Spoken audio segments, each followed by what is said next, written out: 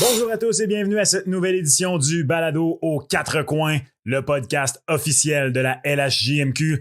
Place au carré d'as, Wildcat, Husky d'un côté et de l'autre, l'Océanique de Rimouski face aux Cataractes de Shawinigan. Ça promet. On parle de ça, mais également de toutes les actualités de la Ligue avec Raphaël Doucet.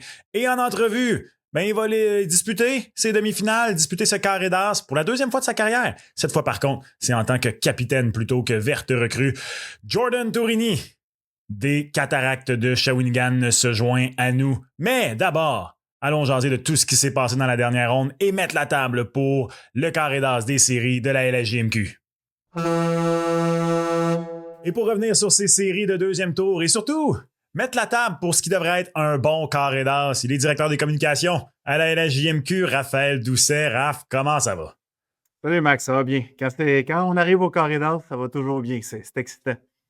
Ouais, puis parmi les formations qui arrivent à ce carré d'as, c'est le fun de voir que je vais le mettre un peu entre guillemets par respect, rendu là, les négligés, parce que plus on avance, théoriquement, moins le négligé est négligé.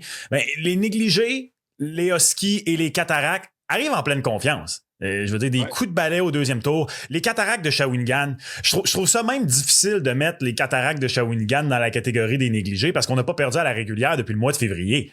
Je veux dire, c'est une équipe qui arrive gonflée à bloc, c'est une équipe qui arrive sans complexe. On va affronter l'Océanique de Rimouski qu'on a battu 3 fois en 4 matchs cette saison. On va parler un peu de certaines blessures aussi chez l'Océanique de Rimouski, mais les deux équipes, particulièrement les Cataractes, à mon avis, ont aucune raison d'arriver avec des complexes dans ces séries demi-finales. Ouais, puis tu fais bien de parler des Cataractes parce qu'on ne peut pas dire qu'ils sont des négligés là, maintenant parce que, rappelle-toi, en fin de saison, ils ont pratiquement remporté le titre dans l'association, ont été coiffés là, à la toute fin par les Voltigeurs de Drummondville, ont failli les rattraper. Et tu l'as dit, depuis quoi? Depuis 2 mois, c'est assurément l'une des meilleures équipes dans la LHJMQ. Puis au tour précédent, oui, je voyais les Cataractes l'emporter, mais pas par balayage. Mais ça prouve à quel point le Phoenix de Sherbrooke a tout donné pour venir à bout de l'Armada de Blainville-Boisbriand. On n'avait plus vraiment d'énergie. On n'était pas capable de percer la défense des Cataractes et son gardien de but. Et résultat, les Cataractes ont été capables de balayer le Phoenix de Sherbrooke et arrivent dans le carré d'as avec beaucoup de confiance. Et du côté des Huskies de Rouyn-Noranda, je m'attendais quand même à une baisse de régime de la part des Moussets d'Halifax parce qu'on a tellement tout donné contre les Voltigeurs de Drummondville. On dirait que l'adrénaline a fait fou. L'adrénaline a baissé. On était à court de ressources contre les Huskies de Rouyn-Noranda. 4 victoires et 4 victoires relativement faciles.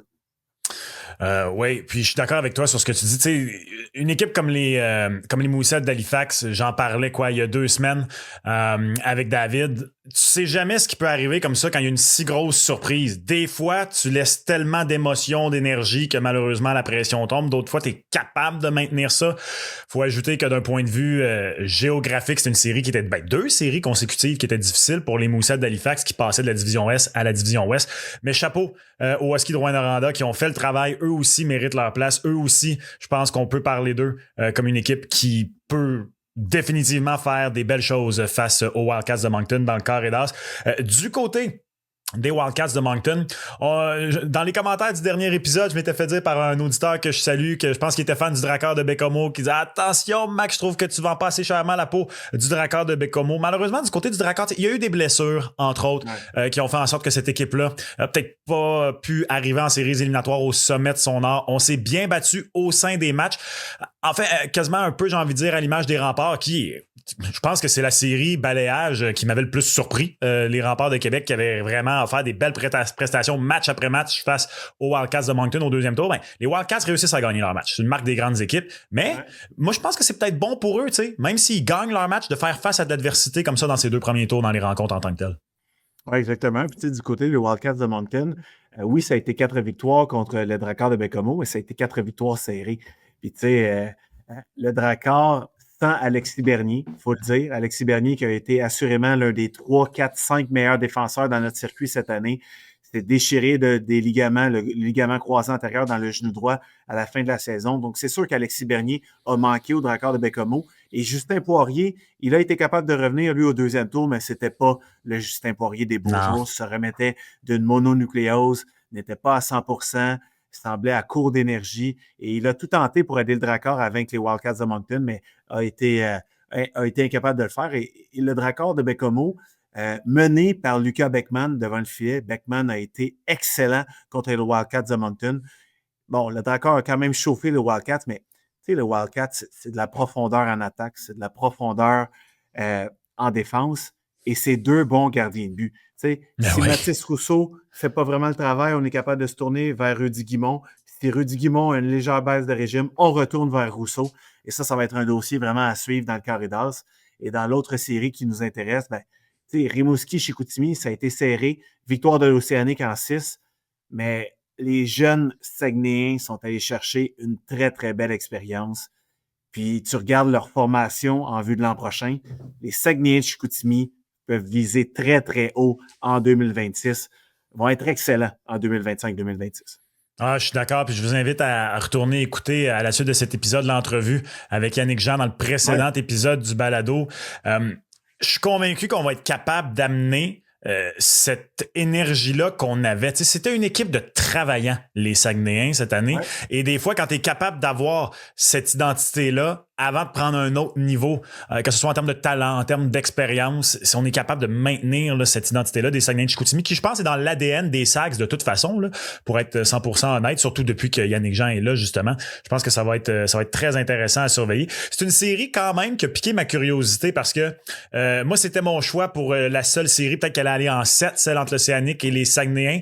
Je pensais que ça allait être une série, justement, que match après match, on allait se relancer. Et là, ça a été particulier parce que Rimouski a gagné à domicile, Saguenay a gagné à domicile, et après ça, le match numéro 5, ça aurait pu aller d'un côté comme de l'autre. Ouais. J'étais convaincu que les Sags allaient rebondir. Puis là, malheureusement pour Chicoutimi et du côté de Rimouski, chapeau à eux, on était capable d'aller chercher le match numéro 6 là, à Chicoutimi. Donc peut-être terminé un peu plus tôt que j'aurais anticipé, mais quand même une série qui m'a pas déçu du tout.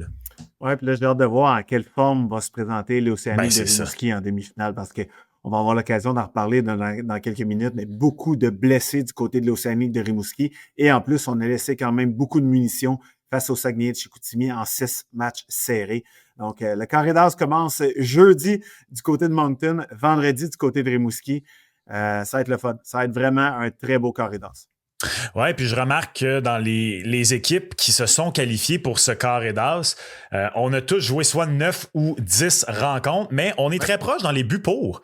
Quand on regarde ça, là, 37 buts marqués en 9 rencontres par les Huskies, 38 en 9 par les Cataractes, 38 en 9 pour les Wildcats et en 2 matchs de plus, l'Océanique 41. Donc, on se tient dans la même quantité là, d'attaques offertes du côté des 4 équipes.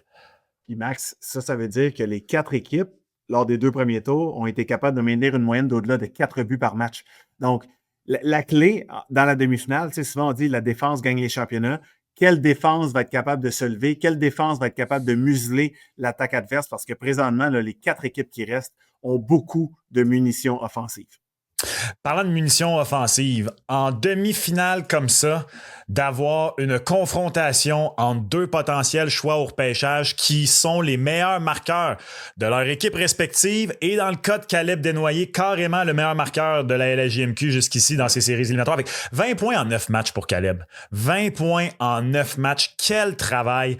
On va parler de la liste de recrutement un peu plus tard, mais moi, je vais être extrêmement surpris s'il n'y a pas une équipe plutôt qu'on pense au repêchage qui n'est pas tombée en amour avec Caleb. Un gros centre comme ça, bon dans les deux sens, puis surtout qui mène son équipe comme ça en série à cet âge-là. Tu sais, Raph, je sais que tu suis encore autant la Ligue nationale de hockey, puis Nick Suzuki, je pense que même ses plus grands détracteurs savait qu'un jour, il allait être capable de performer en série parce qu'il l'a souvent fait, entre autres dans la Ligue de l'Ontario avec le Storm de Guelph. Et Caleb Desnoyers, je pense que déjà, moi, si je suis un recruteur, si je suis quelqu'un qui a une place dans la Ligue nationale de hockey, je pousse fort pour lui parce que des gars comme ça, à cet âge-là, contre des gars de 19, contre des gars de 20 ans, qui performent comme il le fait, alors qu'il y a de la pression. Meilleure équipe de toute la LHJMQ, c'est phénoménal. Et j'ai hâte de voir Bill Zono. Et je le sais, tu avais organisé l'entrevue avec lui. Là, moi, depuis que j'ai interviewé, j'ai un petit quelque chose pour ce gars-là. Je trouve que c'est un gars qui a un beau style de jeu. Puis, moins flamboyant, si je peux m'exprimer ainsi, lui aussi fait tout un travail avec le Husky en ce moment. Oui, puis tu sais, j'ai l'impression que Bill Zono, quand il va arriver dans la Ligue nationale, parce que je pense vraiment que ce gars-là va jouer dans le show un jour, Ça va être un gars, un gros ailier fatigant, peut-être sur un troisième trio, qui va te donner de bonnes minutes, qui va aller d'un coin, qui va aller devant le filet. Est-ce qu'il va être capable de percer le top 6 un jour de la Ligue nationale? C'est seulement lui qui a la réponse, là, mais présentement, je le vois vraiment comme un futur gars top 9 dans la Ligue nationale. Et pour revenir à Caleb Desnoyers, quand tu regardes historiquement la meilleure équipe de la LHJMQ ou la meilleure équipe de la Ligue canadienne au grand complet, ça inclut la OHL et la WHL, souvent ces équipes-là ont des bons 20 ans, évidemment, mais sont menées par des 19 ans. Puis c'est le cas présentement avec les Wildcats de Moncton. Mais ton meilleur marqueur en saison régulière, c'est un 17 ans.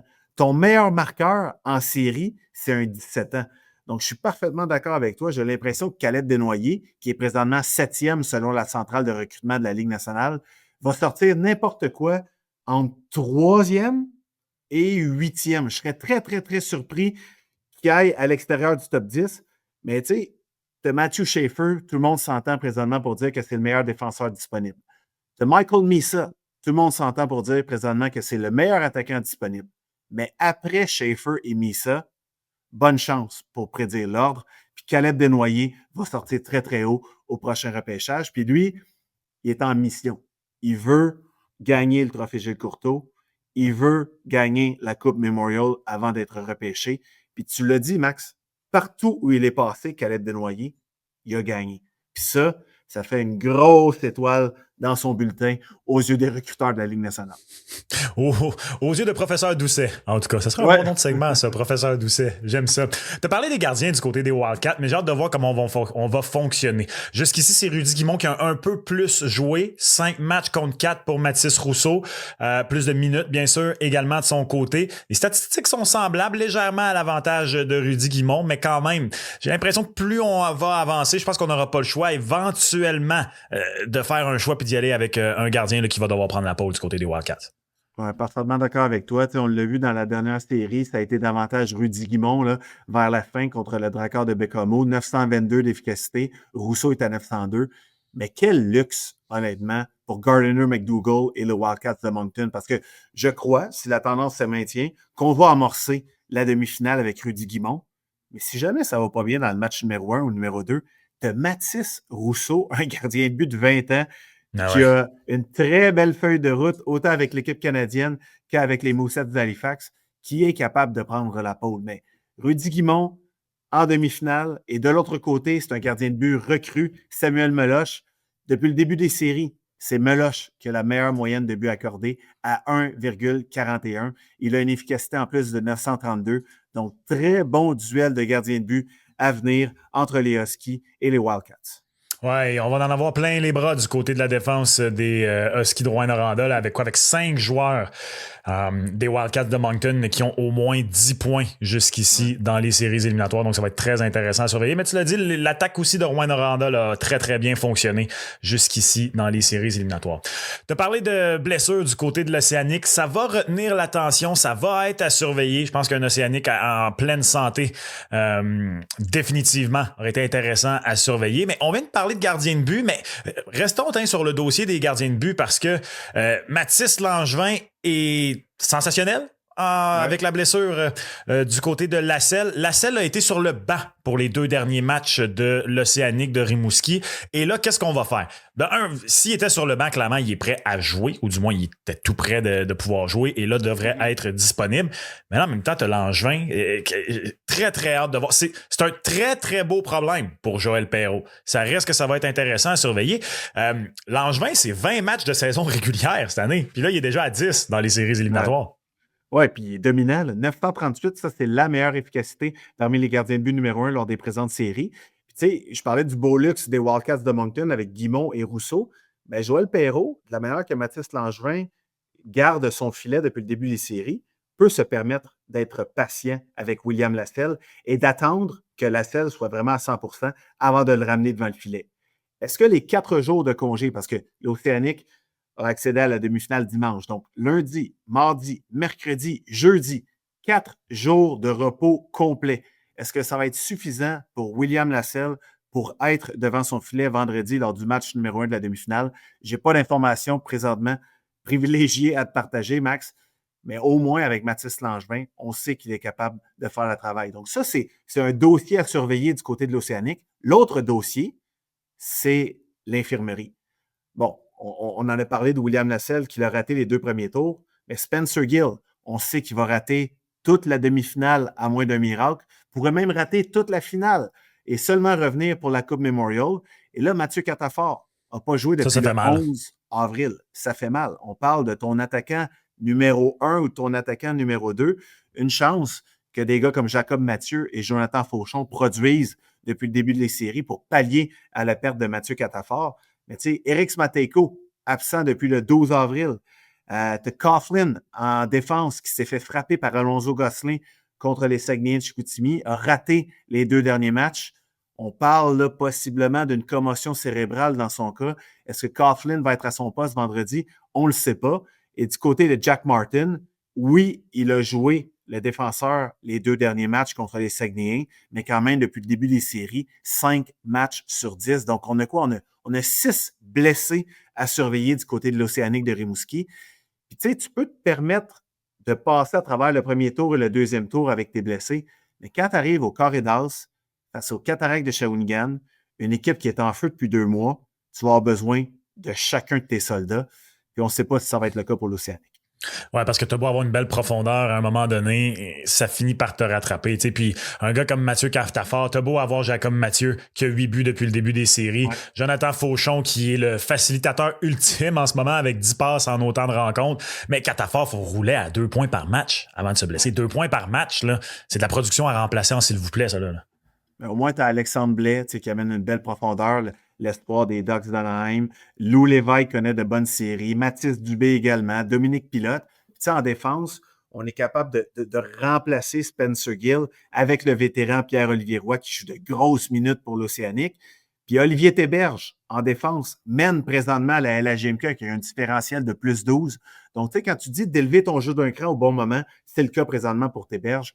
Mais tu sais, j'ai peur pour l'Océanique que tôt ou tard, si Lasselle ne revient pas, si Spencer Gill ne revient pas, ça va être difficile à combler ces pertes-là. Tu sais, Spencer Gill, c'est le défenseur numéro 1 de l'Océanique. Lasselle, gardien de but numéro 1, évidemment, de Rimouski. Puis là, si Mathieu Catafort n'est pas capable de jouer et Eric Smatejko non plus, tu parles de 2 de tes meilleurs éléments dans le top 6. Les Cataractes de Shawinigan, c'est une équipe qui est bien structurée, c'est une équipe rapide, c'est une équipe travaillante. Donc, on va mettre beaucoup de pression, entre autres, sur la défense de l'Océanique de Rimouski. Puis c'est là peut-être que la perte de Spencer Gill va vraiment faire mal, mais de l'autre côté, on est bien dirigé à Rimouski, on a beaucoup de profondeur et c'est là que la profondeur va être importante. Ouais, puis j'ai hâte de voir du côté des Cataractes comment on va répondre. Bien sûr, il y a Matvei Gridin qui est loin devant tous les autres joueurs des Cataractes de Shawinigan avec une impressionnante récolte de 14 points en 9 matchs. Mais après ça, derrière lui, je trouve ça tellement intéressant du côté des Cataractes parce que tu as tout près d'une dizaine de joueurs qui à 0,5 points par match du côté de Shawinigan. Bien sûr, tu as des défenseurs comme Isaac Ménard et Jordan Tourini avec qui on va s'entretenir plus tard à l'émission là, qui apportent également offensivement. Mais c'est une équipe, j'ai l'impression, les Cataractes de Shawinigan, qui ils tombent à l'usure. Ils ont plusieurs vagues qui peuvent amener sur la glace, faire du dommage, peu importe. Tu peux jamais te dire que tu as du repos, peu importe qui est sur la patinoire. On n'a pas de grosses vedettes, peut-être, comparativement aux 3 autres équipes dans le Corridors, mis à part Matvei Gridin, qui a connu une saison recrue exceptionnelle, puis c'est un espoir des Flames de Calgary. Mais on a 4 trios qui fonctionnent. On a 3 paires de défenseurs qui fonctionnent. Et même si, à part Gridin, on n'a pas de vedettes en attaque, on a présentement en série beaucoup d'offensives de la part de notre ligne bleue. Entre autres avec Jordan Tourini, que tu vas interviewer tantôt, qui a déjà 7 points depuis le début des séries. Et Isaac Ménard, 6 passes en 9 matchs. Donc, on génère de l'attaque à partir de la ligne bleue. Et ça aide entre autres à des gars comme Matvei Gridin et également Félix Lacerte. Mais pour les Cataractes de Shawinigan, l'ADN de cette formation-là cette année, c'est qu'on joue vraiment pour le logo et on se fout de c'est qui le nom derrière le chandail. On travaille en comité. On a un bon gardien de but depuis le début des séries en Mathis Fernandez, le fils de l'autre, évidemment. Donc, 913 d'efficacité pour Fernandez. Les Cataractes vont tenter de causer une surprise et arrivent en demi-finale avec aucune pression. T'sais, non. Tout le spotlight est sur l'Océanique de Rimouski. On parle de la Coupe Memorial depuis septembre ou depuis, je devrais dire, depuis décembre pratiquement, du côté de l'Océanique de Rimouski. On a les yeux rivés sur le tournoi de la Coupe Memorial. On veut aller en finale de la LHJMQ et arriver avec un certain momentum à la Coupe Memorial. Et pour les Cataractes de Shawinigan, on arrive en demi-finale. Tous les yeux sont rivés sur l'Océanique. On va tenter de surprendre et on va tenter d'aller en finale pour la deuxième fois depuis 2022. Et un petit scoop de l'entrevue que vous allez entendre avec Jordan, mais je pense qu'à Shawinigan, on n'a pas oublié qui a reçu justement la Coupe Memorial et on l'a en tête. On aurait peut-être aimé avoir notre billet pour la Coupe Memorial, alors on va essayer d'aller le chercher. Il faut que vous restiez à l'écoute dans une dizaine de minutes pour l'entrevue avec Jordan. Vous allez voir. C'est pas pire. J'avais oublié ça. Ça a été apporté dans l'entrevue. J'étais, oui, c'est vrai. Ça, c'est une bonne source de... On se motive comme on peut dans le sport. Hein? Alors voilà. Et si Jordan t'en a parlé, tu peux être sûr que c'est un message qui est véhiculé à l'intérieur du vestiaire pas mal. Lui, il n'a pas pensé à ça comme ça. Hey, c'est vrai d'ailleurs, je pense à ça. Non, d'après moi, ils se le font répéter depuis quelques temps. Qui dit série qui avance, dit bien sûr le repêchage également de la Ligue nationale de hockey qui approche. Je te parlais de Caleb Desnoyers qui termine là, sur la liste finale de la centrale de recrutement au 7e rang. Justin Carbonneau, 16e. Bill Zonon, 31e. Après ça, Matteo Nobert et Will Reynolds, ça pourrait être du 2e tour. Philippe Veilleux est au 91e rang. C'est une cuvée qui est très, très intéressante pour les joueurs de la LHJMQ. Il y a des très, très bons joueurs au sommet, bien sûr, mais il y en a une panoplie également. Oui, puis la LHJMQ, on ne se fera pas de cachette. On a été critiqué au cours des 2 dernières années avec un total de joueurs peut-être en deçà des attentes. Mais là, cette année, on va avoir une bonne cuvée et il faut le dire. Caleb Desnoyers, assurément top 10. Justin Carbonneau devrait sortir entre la 15e et peut-être la 25e position. Tiens, le Canadien détient un choix dans cette gamme de choix-là. J'ai hâte de voir si on va jeter notre dévolu sur Justin Carbonneau. Et puis du côté de Bill Zonon, certains le voient à la fin du premier tour, certains le voient au début de la deuxième ronde. Mais moi, je pense vraiment qu'il a tous les attributs pour percer justement la première ronde quelque part à la fin là, du premier tour. Donc, 3 potentiels choix de premier tour du côté de la GMQ cette année. Ça va faire du bien, on en est bien fiers. Mais il y a beaucoup de joueurs également là, qu'on devrait retrouver 2e, 3e, 4e tour. Tu parles de Philippe Veilleux. Sa cote est franchement à la hausse après une saison de 87 points et rendu 91e selon la centrale de recrutement de la Ligue nationale. Donc, pour Veilleux, ça va être quelque part possiblement au 3e tour. Et il y a un gars comme Rémi Gélina. Pourquoi je te parle de Gélina? Parce que de un, il est encore en série avec les Huskies de Rouyn-Noranda, mais lui, il jouait dans la CCHL, a décidé de joindre la LHJMQ parce que l'option de la NCAA était maintenant ouverte. 25 buts en 32 matchs avec les Huskies, puis il se retrouve 98e selon la centrale de recrutement de la Ligue nationale, alors qu'au classement de mi-saison, il n'était même pas là. Donc, tu parles d'une bonne décision de quitter la CCHL pour notre ligue. Rémi Gélina en a pris une, puis il va être à surveiller, lui, lors de la demi-finale entre les Huskies et les Wildcats de Moncton. Et tu as parlé de Luka Beckman un peu plus tôt à l'émission, mais 2e sur la liste pour les gardiens de but nord-américains. J'ai hâte de voir, c'est tout le temps difficile, parce que c'est ce qui est difficile avec ces listes-là, bien sûr, patineur nord-américain, patineur européen, et après ça, même chose pour les gardiens de but. Donc, difficile à dire, mais c'est une très, très belle saison pour Luka Beckman qui a été utilisé à toutes les sauces. À son année de repêchage comme ça, là, moi, j'ai très hâte de voir, mais je vais pas être surpris s'il y a une équipe là, qui a un petit béguin pour le gardien de but du Drakkar. Tu sais, Max, tu l'as vu, tu l'as côtoyé brièvement là, lors de la tournée des Espoirs à Montréal, tu as pu le rencontrer. Mais tu sais, j'ai passé 48 heures complètes pratiquement avec Luka Beckman. J'adore sa personnalité, puis c'est une bonne personnalité de gardien, en voulant dire rien ne semble l'affecter. Hey Lucas, on va-tu manger là? Ouais, pas de problème. Il pose des questions. Ah, on fait ça? Ouais, pas de problème. Rien ne semble le déranger. Toujours un sourire au visage. Tu sais, c'est le genre de gars, là, après une défaite de 5-0, il doit tout de suite tourner la page. Il me fait penser un peu à Samuel Montembeault en termes de personnalité. Honnêtement, une personnalité un petit peu bubbly, relax. Donc, Luka Beckman, 2e chez les gardiens de but en Amérique du Nord. Puis, on a quand même 6 gardiens de but dans le top 16. On a Louis-Antoine Deneau des Remparts de Québec qui est 5e. Samuel Meloche, on en a parlé tantôt, des Huskies de Rouyn-Noranda qui est 7e. Puis, la sensation lettonne au plus récent championnat mondial junior, Linard Skalberg, est rendu quand même 13e. Donc, on a beaucoup de gardiens de but qui devraient être repêchés là, à Los Angeles en juin. Dans tes 48 heures avec, as-tu remarqué si Lucas aimait les collations? Parce que Sam aime les collations? Oui, c'est son surnom, Snack. Pour l'avoir côtoyé un peu quand il était avec l'Armada de Blainville-Boisbriand, je confirme. Raph, je veux qu'on revienne sur le temps de la renommée de la LHJMQ. Vous avez partagé une vidéo d'ailleurs qui était très touchante avec Corey Crawford. Corey Crawford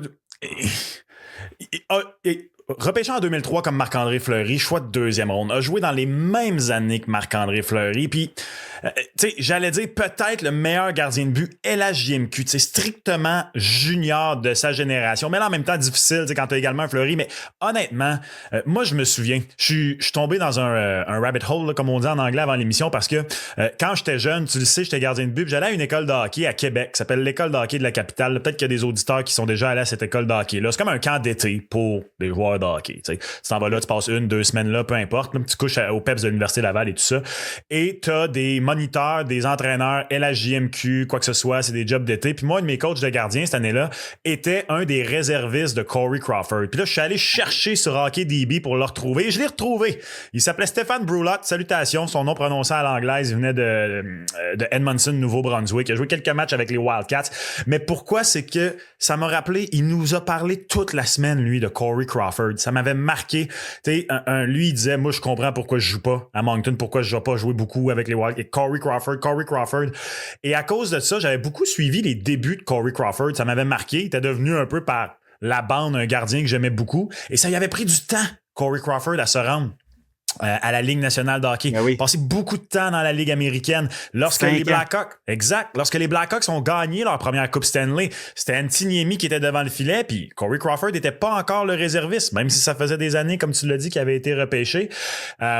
Mais tout ça pour dire que ce gars-là est un bel exemple de résilience parce que c'était un choix de deuxième ronde. Pour un gardien de but, un choix de deuxième ronde, c'est un très, très bel espoir.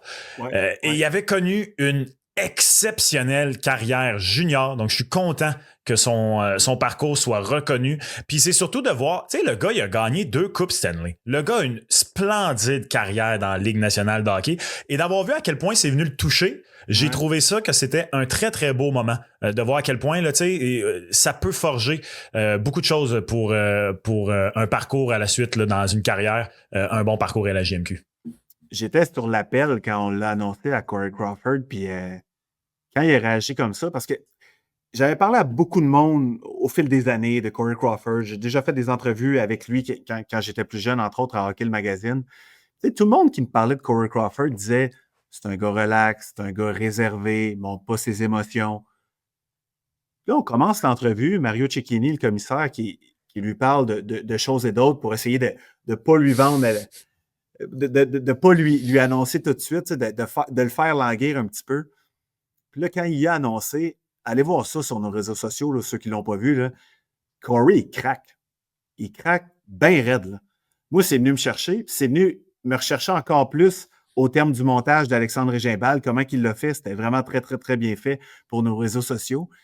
Puis le lendemain de l'annonce, j'ai croisé Stéphane Waite à Sherbrooke. OK. Puis je commence à parler avec Steph, puis il me parle de Corey Crawford, puis à quel point il était content pour lui, puis à quel point c'était bien mérité, puis à quel point il avait été dominant dans la LHJMQ. Puis il dit, tu sais, Raph, il dit Corey, là, il dit, je me rappellerai toujours, en finale de la Coupe Stanley, il dit 2013, il dit, tu sais, ça va plus ou moins bien. Puis là, les Bruins pensaient qu'il avait décelé une faiblesse dans Corey Crawford, puis il lançait souvent du côté de la mitaine. Stéphane Waite s'est assis avec Corey Crawford, puis il avait demandé à l'entraîneur vidéo d'y préparer une vidéo de 50 arrêts de la mitaine. Il a montré ça à Corey. Corey a dit, Steph, il dit, t'as-tu une faiblesse du côté de la mitaine? Corey, il dit non. Il regarde Stéphane Waite, puis il dit, ça va être correct. On va gagner ça. Puis comme de fait, wow. Corey Crawford est revenu en force pendant la finale, est allé chercher la Coupe Stanley en 2013, est allé chercher la Coupe Stanley en 2015. Puis Stéphane Waite, il me racontait ça. Là. Il dit des fois, là, on avait des gros matchs. Là. Puis il dit, Corey était dans son sofa, bien évaché, bien tranquille. Là, hey, Corey, gros match ce soir. Steph, ça va être correct. Je suis là. C'est le genre de personnalité-là qui calme tout le monde. Puis Corey Crawford, carrière exceptionnelle avec les Wildcats de Moncton. C'est pleinement mérité. Puis on a une belle cuvée, honnêtement, là, avec Claude Julien, Mathieu Benoît, Patrick Lebeau, Raymond Bolduc. T'sais, Claude Julien, nos auditeurs le connaissent, donc je ne ferai pas son CV en long et en large. Mais tu sais, des gars comme Mathieu Benoît et Patrick Lebeau, là, Mathieu Benoît, 3 saisons d'au moins 56 buts dans notre ligue. Ça n'a pas Incroyable. fonctionné dans la Ligue américaine, ça n'a pas fonctionné dans la Ligue nationale pour X raisons, mais ce gars-là était vraiment dominant junior, a gagné la Coupe du Président avec le Titan d'Acadie Batters, a gagné le trophée Guy Lafleur comme joueur par excellence des séries. Une machine à but. Une machine à but, Mathieu Benoît. Et du côté de Patrick Lebeau, quand on lui a annoncé, tu l'as vu dans la vidéo, Max, la première chose qu'il a dit, il dit Colin, que j'aimerais ça que mon père soit là. Ah, Ça, c'est venu me chercher aussi. Parce ben que oui. son père est mort subitement du cœur il y a quelques années. Il n'y avait pas d'antécédent. Il est mort, plaf, du cœur. Puis Pat Lebeau, il dit d'aller rejoindre mon frère. Il dit Colin, que j'aimerais ça que mon père voit ça. Puis, j'étais à côté de lui quand il l'a dit. C'est venu me chercher. Puis j'en reparle encore avec émotion. Mais il y a 11 joueurs dans notre ligue qui ont 500 points, dont Pat Lebeau. Puis c'était le seul qui n'était pas au Temple de la Renommée. Donc, c'est pleinement mérité. Ouais, c'est ça qui est le fun, c'est de reconnaître ce qui a été fait justement dans le junior. Peu importe ce qui est arrivé par la suite, parce que tu l'as dit, on ne sait pas ce qui peut arriver, ça enlève absolument rien à ce que tu as fait dans ce circuit-là. Alors bravo à tous les nouveaux intronisés donc au Temple de la Renommée de la LHJMQ. 17 septembre, la soirée, on va faire ça au Théâtre Manuvier à Brossard. Ça va être le fun théâtre. Puis juste un petit mot en terminant, Max, Raymond Bolduc. C'est Raymond Bolduc, moi j'ai travaillé juste 1 an parce que quand je suis arrivé à la LHJMQ en janvier, sa carrière tirait à sa fin, mais au-delà de 40 ans associé à la LHJMQ dans recruteur-chef, directeur général, directeur des opérations au hockey, préfet de discipline, responsable du calendrier. Le gars a donné sa vie C'est au de la hockey passion. junior.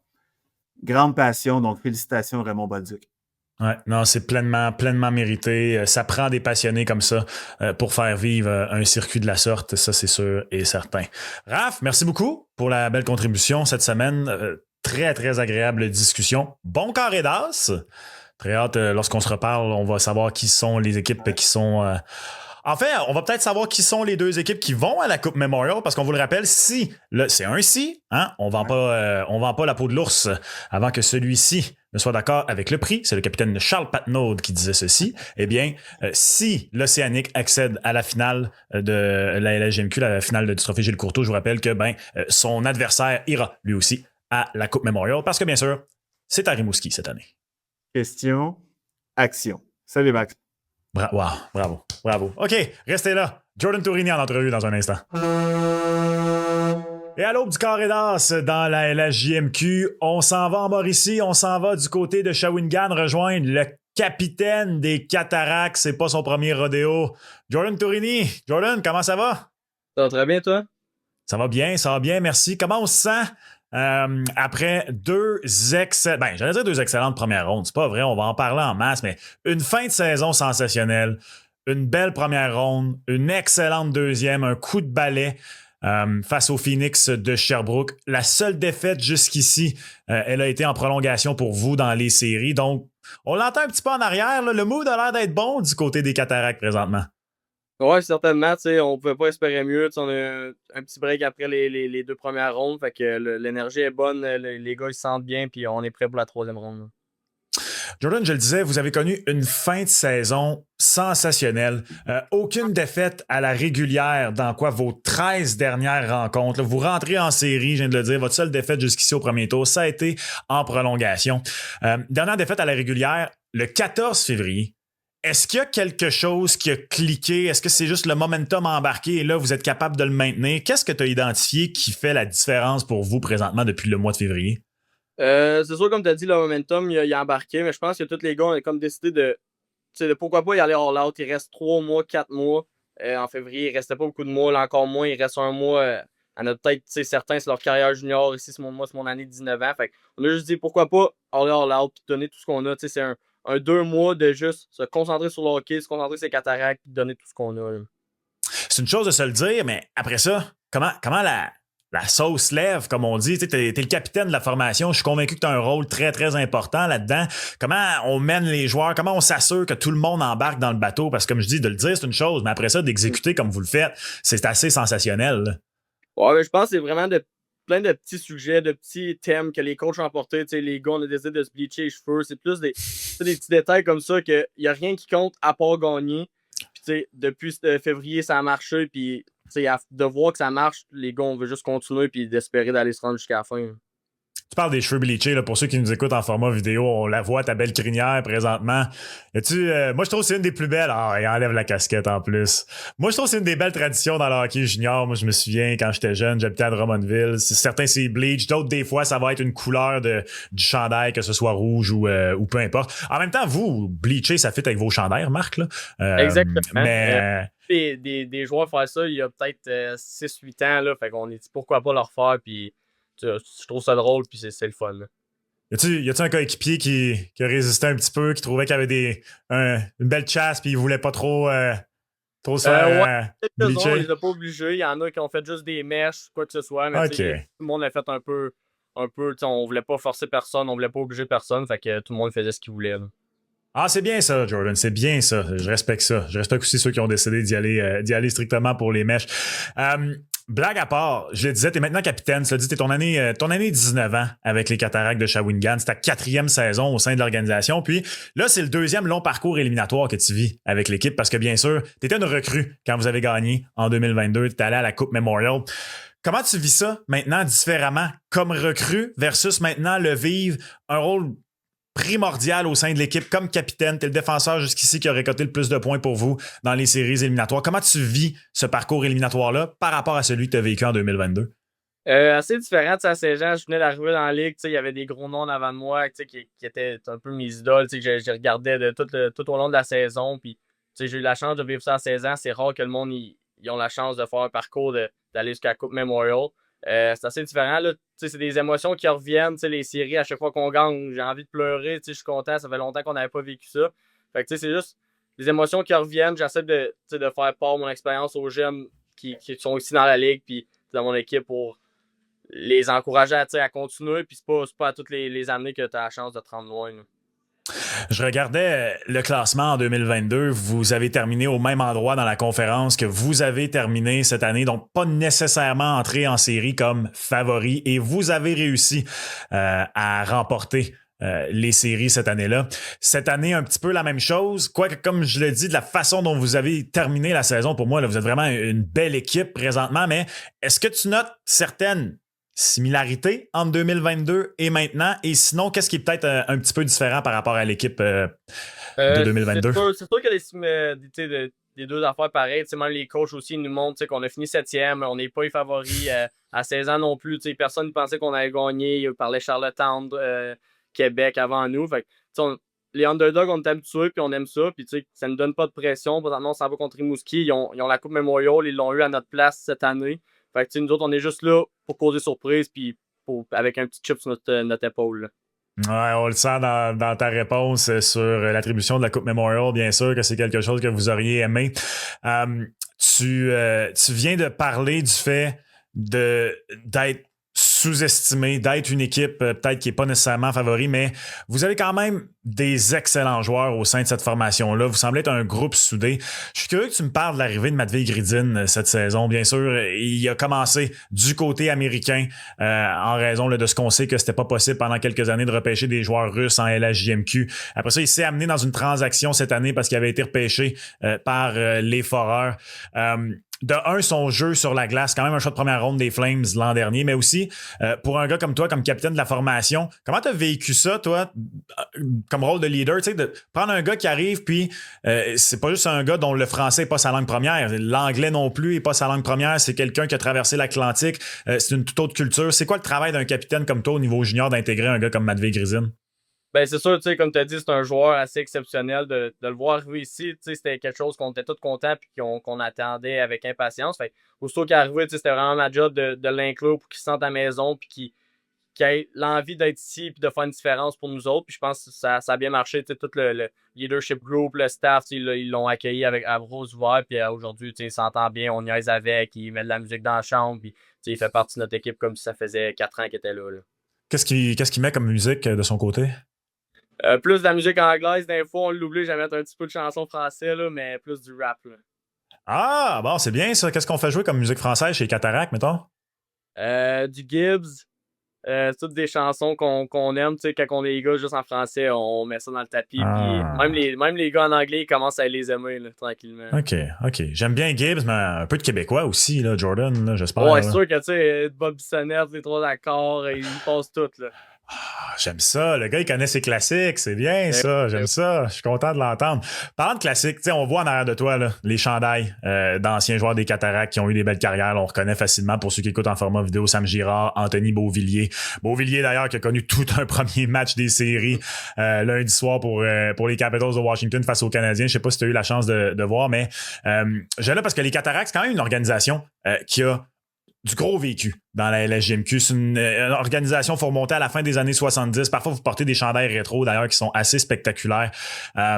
C'est quoi pour toi de jouer pour une organisation comme les Cataractes qui a un beau vécu? Puis, comment on vous fait sentir cette tradition-là au sein de l'équipe? Ben, tu sais, c'est sûr, comme tu as dit, les Cataractes, ils ont beaucoup d'expérience. Sont dans les équipes qui ont commencé la ligue. Fait que juste de voir, on sait que les fans sont là depuis toujours. Tous les games sont présents.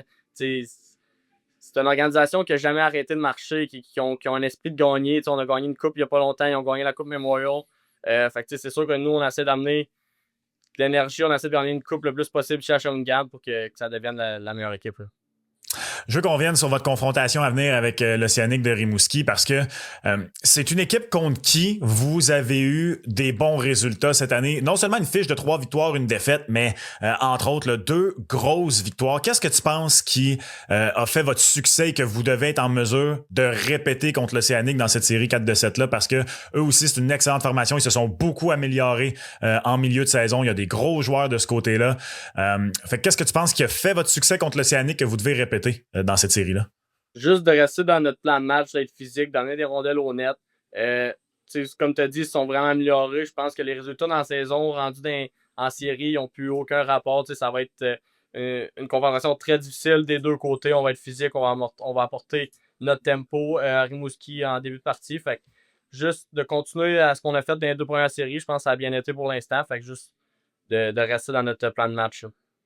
Pour toi, comme défenseur, bien sûr, c'est une attaque assez féroce, l'attaque de l'Océanique. Il y a des gars comme Jacob Mathieu qui a 14 points en 10 matchs. Bien sûr, Jonathan Fauchon qui a été le meilleur pointeur cette année. Fait que, comme défenseur avec votre gardien de but, bien sûr, comment on travaille en équipe pour contrer des gars comme ça? Ça va être beaucoup de vidéos, beaucoup de pratiques. Dans les pratiques, on tout le temps du extra après pour... on sait que c'est une équipe qui aime scorer, qui aime ça jouer à l'attaque, un avantage numérique assez puissant. Fait on fait beaucoup de vidéos, on se prépare, puis je suis 100% certain qu'on va être prêt pour la game numéro 1. Est-ce que tu penses que dans une série comme ça, c'est sûr que les gens à Rimouski vont être prêts, mais le centre Gervais Auto est reconnu également. L'importance de vos matchs à domicile, puisque vous en allez en avoir maximum 3, à quel point là, ça va être important pour vous là, d'offrir des bonnes performances et d'essayer de protéger le domicile?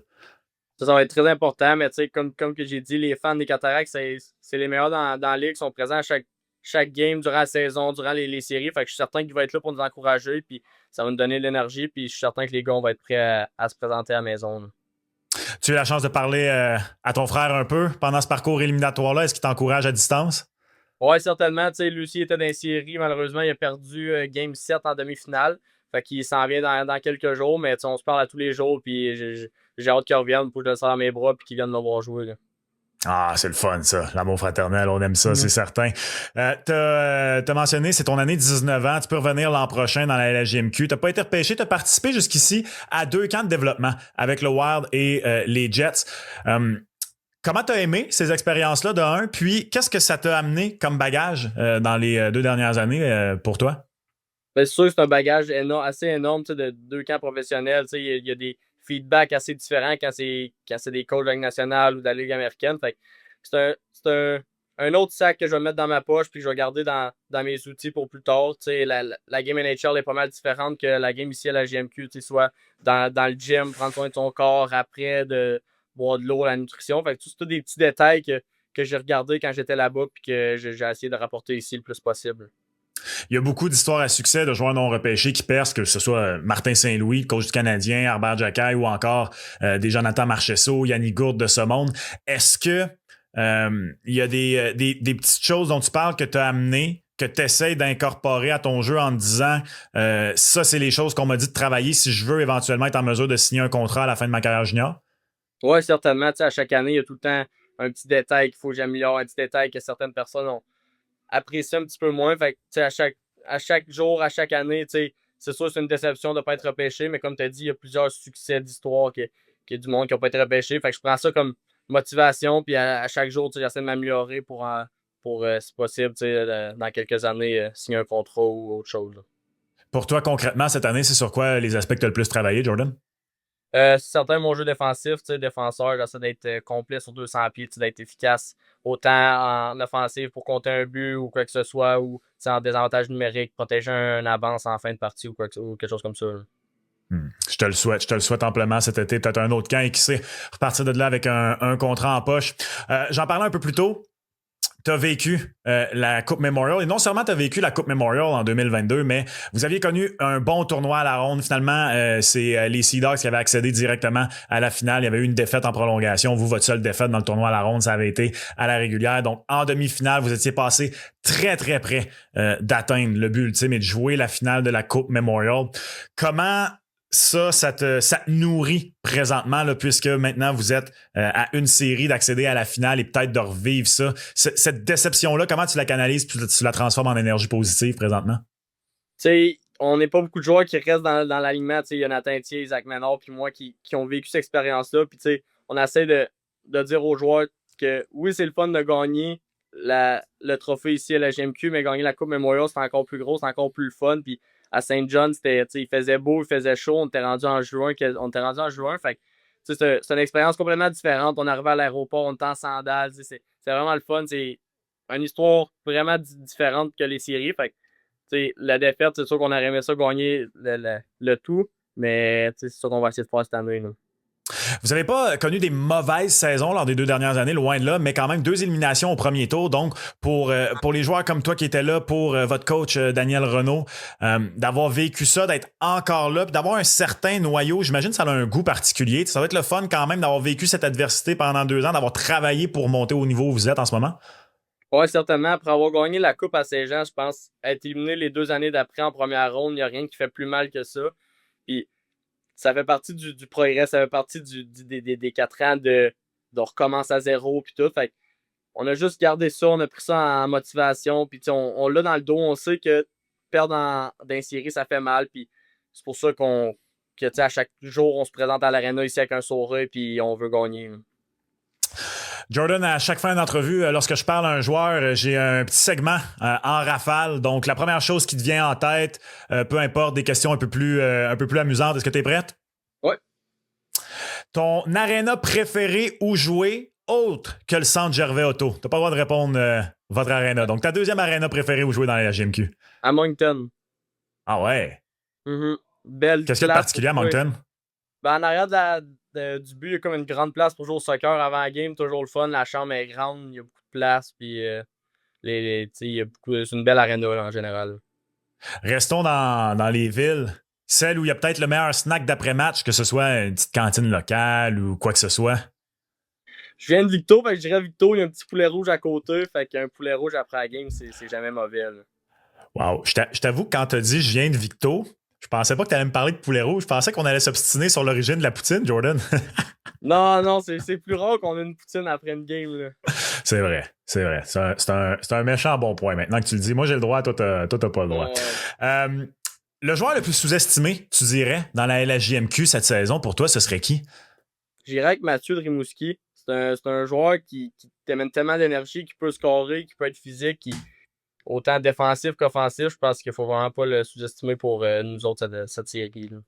Ah, c'est une bonne réponse. Et vous êtes 2 à m'avoir répondu à un joueur de Rimouski. Vous n'avez pas dit le même, mais clairement, il y a des joueurs à Rimouski là, qui vous tombent dans l'œil. On a parlé de tes cheveux tantôt. Allons dans un segment un peu plus fashion, mais dans la LNH, si tu le veux bien. As-tu un chandail préféré dans la Ligue nationale de hockey et pourquoi? J'irais avec... Je dirais Toronto. Je trouve que c'est simple, mais il y a tellement d'histoires. Il y a plusieurs styles. Il y a plein de modèles, je trouve, qui est quand même beau. Là.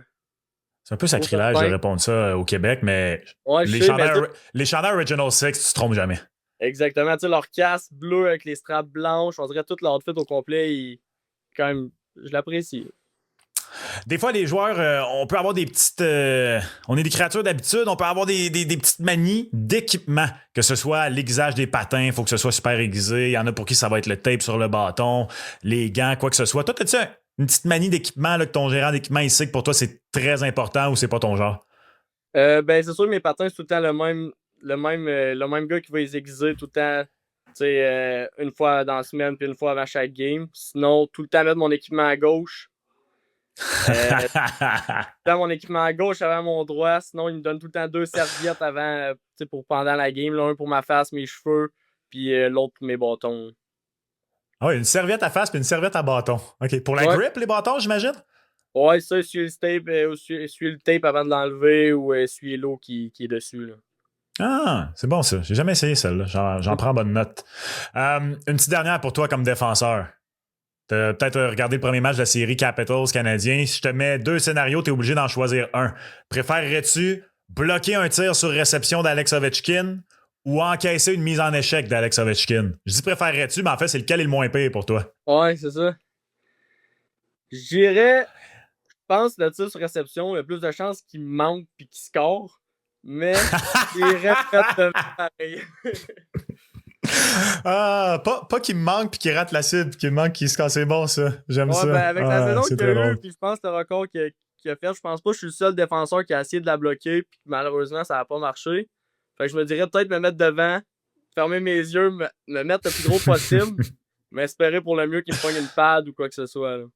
Ouais, sur la jambière, ça peut toujours être pas trop pire. Tant que c'est pas le pied ou un peu plus haut, là, tu peux t'en tirer.